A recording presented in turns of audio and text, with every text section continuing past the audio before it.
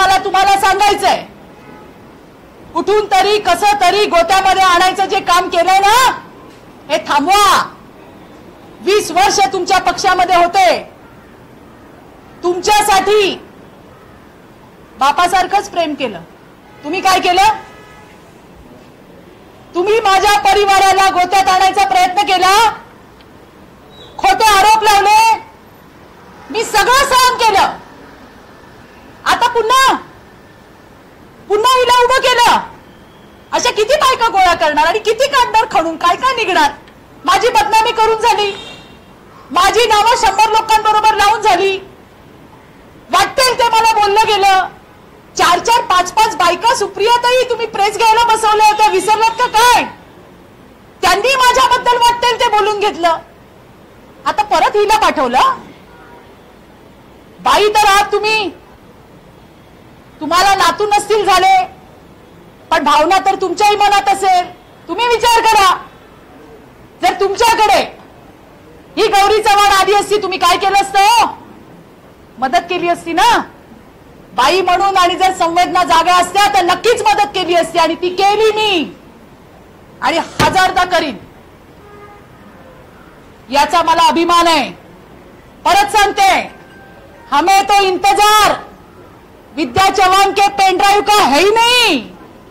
अहो आडत नाही तर पोरात येणार कुठून? हमें तो इंतजार है.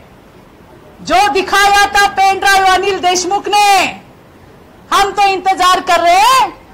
कहीं विद्या चव्हाण वो तो नहीं लेके आई, वो न आते हुए एक फुसका बॉम्ब लेके आई, जिसका जवाब मैंने आपको दिया है. पण आम्हाला अजूनही इंतजार आहे. अनिल देशमुखांनी त्यांचा पेन ड्राइव्ह जनतेच्या समोर आणावा. परत सांगते, 3 तासाच्या आत अनिल देशमुख, ओ विद्याताई तुम्हालाही सांगते, पवार साहेबांबरोबर, त्या सुप्रियाताईंबद्दल, या जयंत पाटलांबद्दल, आणि न जाणे कोणाकोणाबद्दल, कदाचित तुम्ही पण असाल त्यांच्या यादीत, जे जे बोलले ना, 3 तासात लोकांसमोर पब्लिश करू. हा, परत नादी लागायचं नाही. धन्यवाद. जय हिंद, जय महाराष्ट्र. थँक्यू.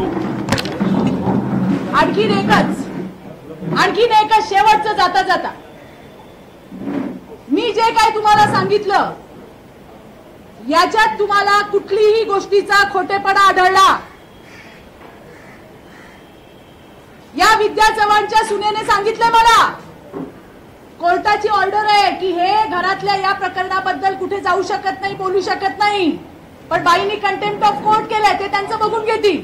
पण तरी तुम्हाला जर सत्यता जाणून घ्यायची असेल तर मी तिच्या सुनेचा नंबर तुम्हाला देते. तुम्ही बोलून विचारून व्हेरीफाय करू शकता.